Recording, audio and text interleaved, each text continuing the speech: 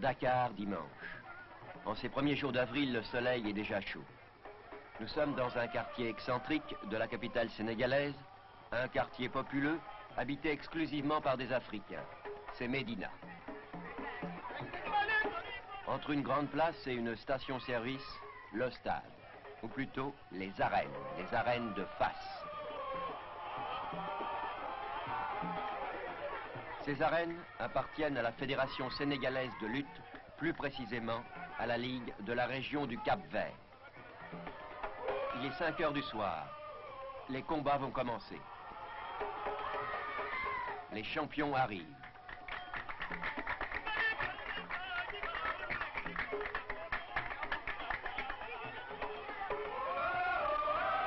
Voici d'ailleurs la vedette.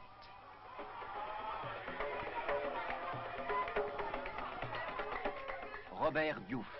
Il est d'un petit village appelé Joal, célèbre dans le temps pour ses pêcheries de requins. Ce village est celui où est né le président du Sénégal, M. Léopold Sédar Senghor.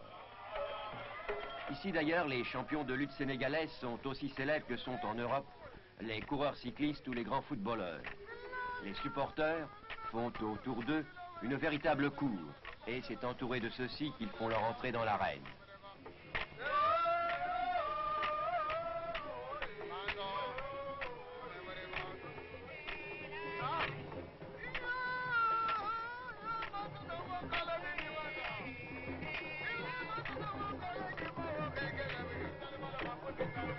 La démonstration va maintenant commencer. Ici, c'est Boy Narfal qui est qualifié de grand cogneur.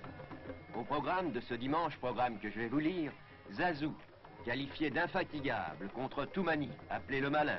Et puis Saliussi sous la flèche noire contre Faga numéro 2, dit le Sanguinaire.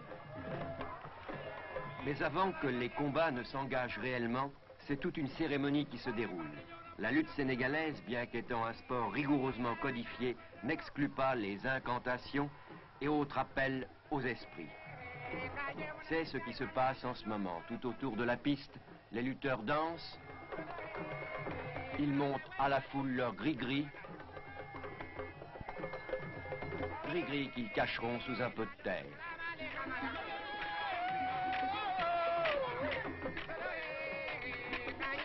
Puis c'est à nouveau les appels aux esprits.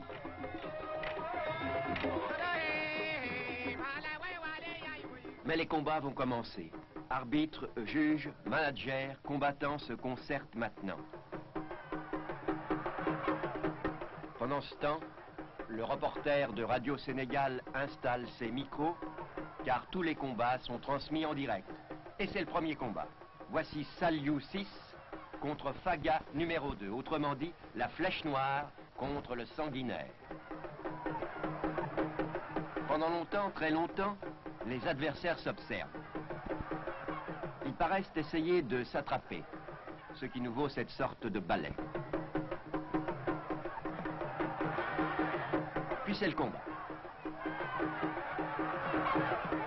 Dans cette lutte, tout est pratiquement permis.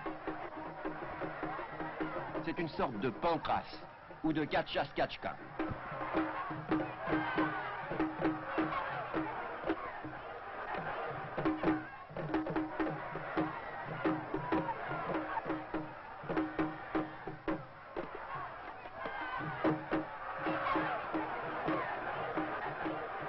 La règle en est fort simple.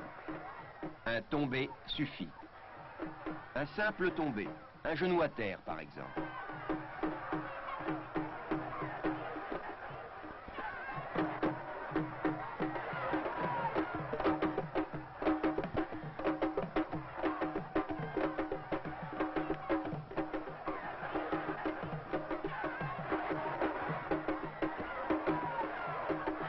Ça y est, le premier combat est terminé.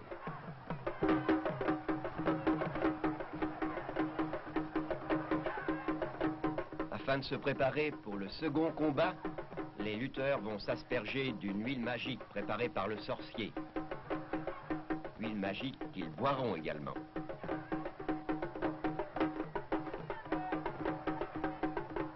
Et en attendant ce deuxième combat, on vend dans l'arène des rafraîchissements et aussi des noix de cola. arène d'ailleurs exclusivement occupée par des hommes. Et c'est le deuxième combat.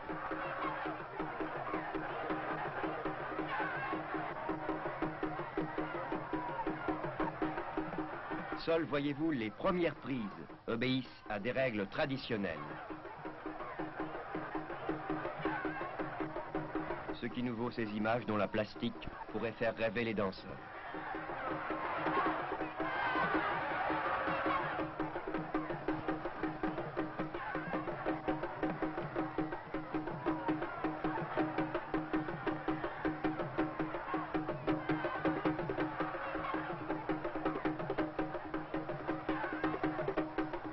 Maintenant, cela va être le tour des grands cracks. Boy Narfal et Robert Diouf. Robert Diouf, j'ai omis de vous le dire, est chrétien et avant le combat, après avoir dansé comme ses collègues, il s'est signé.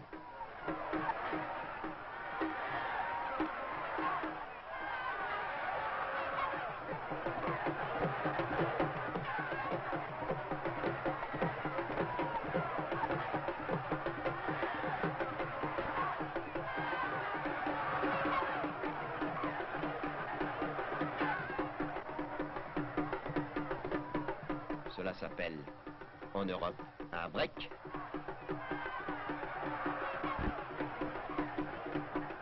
Il va maintenant être 8 heures, le soir tombe. Pendant 3 heures, 5 combats ont eu lieu. Ils ont duré chacun entre 5 et 10 minutes. Le reste n'était pas de la littérature, mais l'appel aux esprits traditionnels.